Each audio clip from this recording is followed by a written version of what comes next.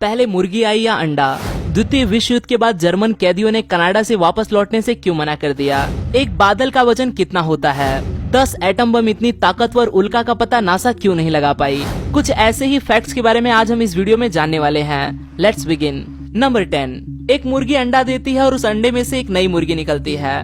वो मुर्गी फिर अंडा देती है और उस अंडे में से एक नई मुर्गी निकलती है और ये साइकिल हमेशा चलता रहता है। लेकिन क्या आपने कभी सोचा है कि इन सब चीजों की शुरुआत कैसे हुई होगी? मतलब कि पहले अंडे से इन सब चीजों की शुरुआत हुई होगी या पहले मुर्गी से इन सब चीजों की शुरुआत हुई होगी? जब मुर्गी और अंडे की बात आती है तो हमेशा ये सवाल उठता है कि सबसे पहले अंडा आता है या मुर्गी? स्टीफन हॉकिंग से वैज्ञानिक विश्वास करते हैं कि सबसे पहले अंडा आया होगा, लेकिन ब्रिटिश वैज्ञानिकों को आखिरकार 2010 में इसका जवाब मिल गया।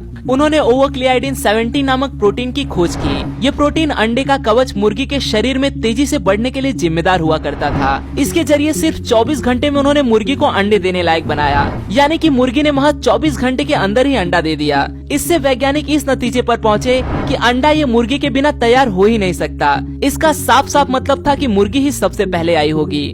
नंबर 9। दुनिया में एक ऐसा मानसिक रोग भी है जो किसी को भी हो जाए वो बंदा खुश होने से ही डरने लगता है। इसे चेरोफोबिया के नाम से भी जाना जाता है। इन लोगों को डर में जीने की आदत होती है। अगर थोड़ी सी भी खुशी इन्हें मिले तो ये सोच के डरने लगते हैं कि कहीं ये खुशी उनसे कोई छीन न ले।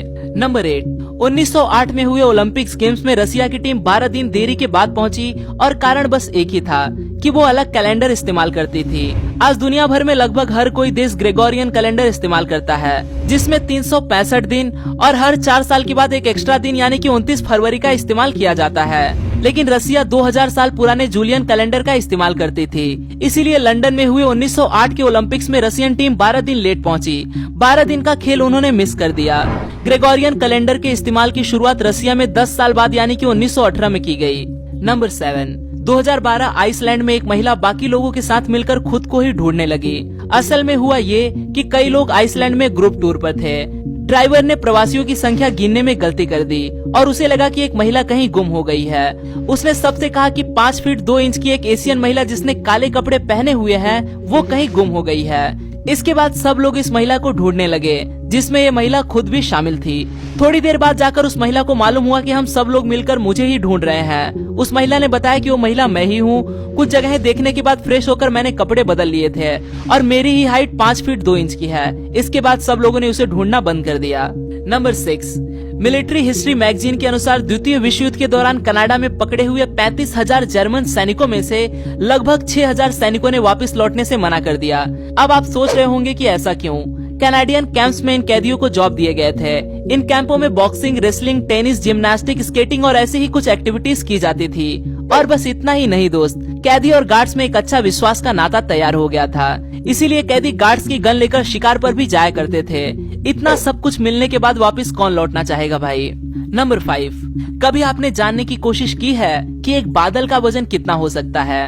एक रिसर्च के अनुसार इसका वजन 4,90,000 किलोग्राम तक हो सकता है। अब आप कहेंगे कि इसे नापा कैसे गया होगा? बादल में मौजूद पानी की घनता को उसकी जमावट से गुना करने के बाद इसके वजन का पता चल सका। इतना होने के बावजूद बादल गिरता क्यों नहीं जानते हो? क्योंकि बादलों के नीचे मौजूद हवा इससे भी ज्यादा वजन की होती है। नंबर 4। 1969 में 11 एस्ट्रोनॉट अपोलो मिशन के जरिए चांद पर गए थे। उन्होंने लाइफ इंश्योरेंस के तौर पर अपने सैकड़ों ऑटोग्राफ्स अपनी फैमिली को दे दिए थे। असल में वो जिस मिशन पे जा रहे थे वहाँ से लौटने की उम्मीद काफी कम थी, इसीलिए उनका लाइफ इंश्योरेंस निकाला नहीं जा सकता था। अगर वो वापस न लौटे तो ये ऑटोग्राफ्स बेचकर फैमिली अपनी जिंदगी का गुजारा कर सके, इस हिसाब से उन्होंने ये ऑटोग्राफ्स दिए थे। लेकिन इसकी नौबत ही नहीं आई। ये मिशन कामयाब रहा। आज के ऑक्शन में इन ऑटोग्राफ्स को $30,000 तक बेचा जा चुका है। नंबर 3। एक लॉ के अनुसार इंग्लैंड में और वेल्स में मौजूद सारे राजहंस जिन पर कोई दावा नहीं करता उन पर क्वीन यानी कि रानी का मालिकाना अधिकार होता है। राजहंसों को अमीरी का प्रतीक माना जाता है, इसीलिए शतकों पुराना ये कानून आज भी वहाँ मौजूद है। हर साल जुलाई महीने के तीसरे हफ्ते थेम्स नदी में मौजूद राजहंसों की संख्या गिनी जाती है, जो आपको यहाँ देखने को जरूर मिल जाएगा। नंबर 2। 18 दिसंबर 2018 को एक उल्का पृथ्वी के वातावरण से टकराकर उसका विस्फोट हो गया। ये विस्फोट लगभग 10 एटम बम इतना ताकतवर था। इस उल्का के बारे में नासा को मिलाकर इस दुनिया की कोई भी स्पेस एजेंसी पता नहीं लगा पाई। विस्फोट होने के बाद ही नासा को पता चल सका। इसके पीछे का कारण था बेरिंग सी के ऊपर से विस्फोट होना। ये एक ऐसा एरिया है जहाँ किसी की भी ज्यादा नजर नहीं रहती।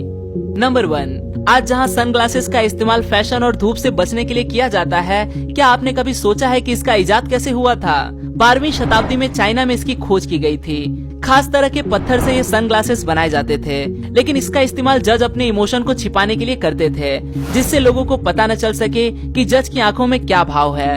लेकिन आज इसका इस्तेमाल लोग क्या क्या करने के लिए करते हैं, if you know what I mean. Okay guys, तो आज के लिए बस इतना ही। वीडियो अच्छा लगा तो इसे लाइक करना मत भूलिएगा। चैनल पर नए हो तो सब्सक्राइब